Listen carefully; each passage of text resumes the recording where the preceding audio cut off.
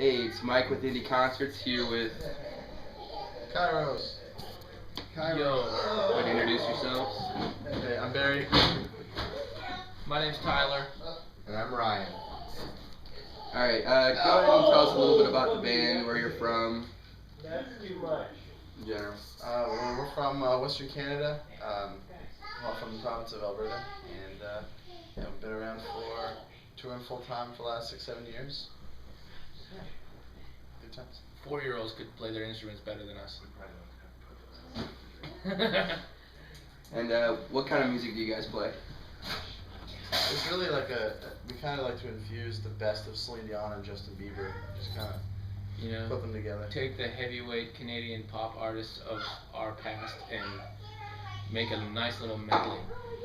Throw in a little Avril and a touch of Alanis Morissette, and away you go. And a bit of Swollen Members. Barry's voice definitely does kind of sound like a girl to begin with, so.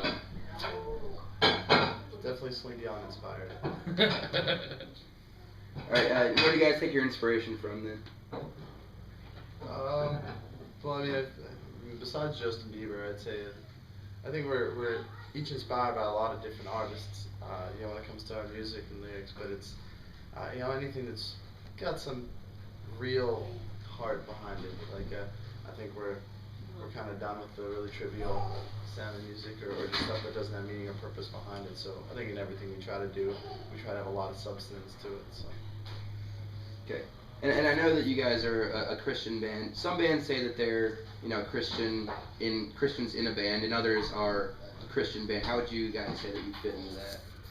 I think if you're a Christian, and the definition of a Christian being someone who follows Christ, it doesn't matter what you're doing. It's going to come out of you. Like if I'm a Christian construction worker, it doesn't change the fact that I'm a construction worker, but also doesn't change the fact that I'm a Christian. You built a lot of crosses. I built lots of crosses.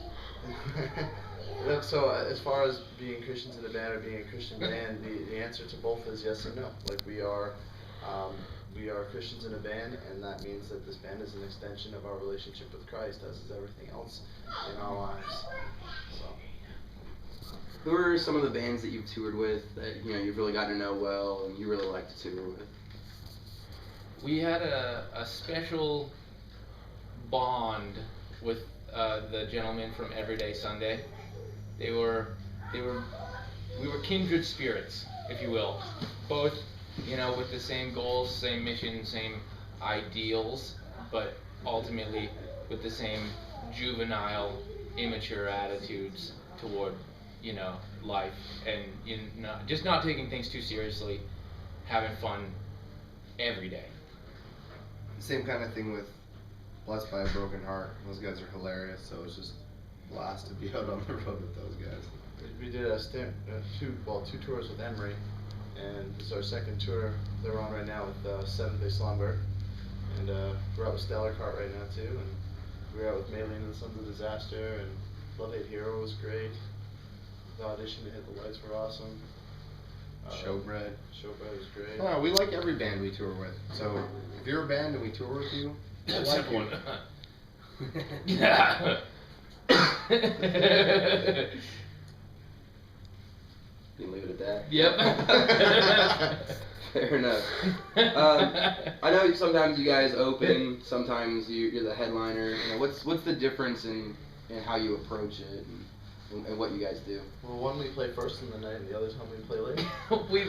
We've found that due to the way that the music scene is built, there's certain expectations on a headliner to present themselves as such, which sometimes means clipping the proverbial wings of the opening bands and limiting stage lighting or whatever else. But when we did our headlining tour, we wanted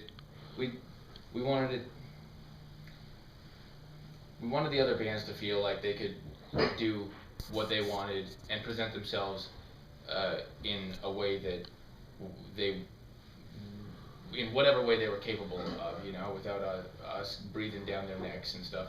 We just find, if that's going to communicate better to the kids at a show, and if that's going to allow them to make their message known and in a greater degree, like why would we want to put the kibosh on? You know, just, well, I mean, yeah, I think opening is a fun way to sort of stimulate a crowd and generate some enthusiasm for headlining bands, and there's certainly a specific role to play there that we're happy to fill. And when we're headlining, I get lots of blisters anyway, so, you know, keep it to 5 songs and peace out.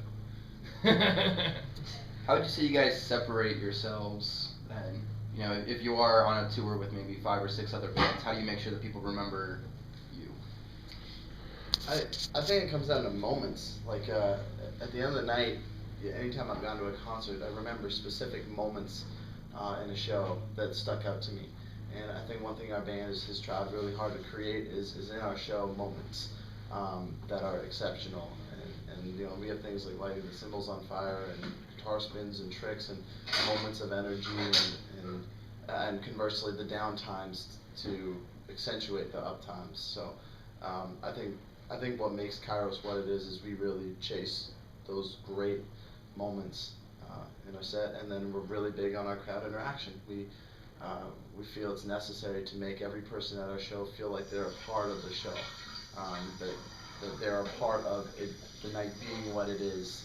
We're not just looking for a bunch of glory while we're up on stage. We're after a community feeling where everyone gets to be a part of what we're doing. So. All right, and where'd the name Kiros come from?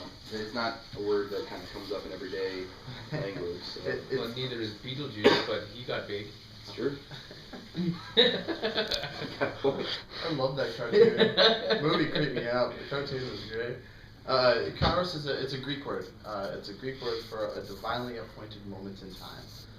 And we just kind of really liked the meaning of it when we heard about it. And it didn't really sound typical, which, you know, another thing we kind of liked. And it's just, if every show that we play and everything that we do, if it could be a divinely appointed moment, you know, it just gives everything more meaning.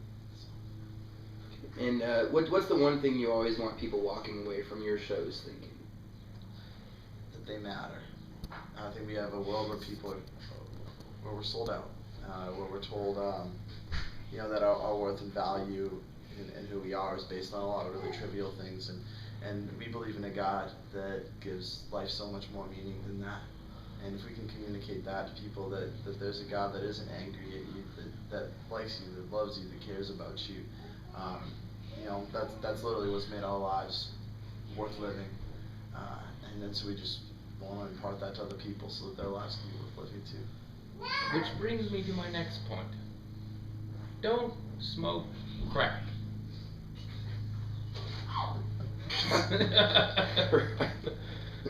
If someone was gonna try to find you online, you know, try to listen to your music, see when you guys are playing, how would they do that? You can go to Kiros.com, which links directly to our MySpace page, which we know MySpace is dead, but we have all our tour dates up there and some music up there.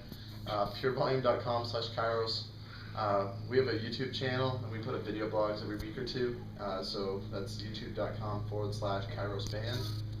You can get most of our music on iTunes. Search Kiros, and yeah, I think those are the big ones.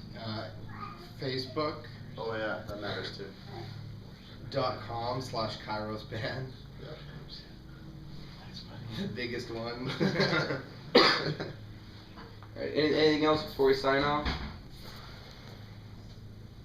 Don't smoke crack. Oh, that's good. It's bad for you. Alright, thanks guys. Thanks, man.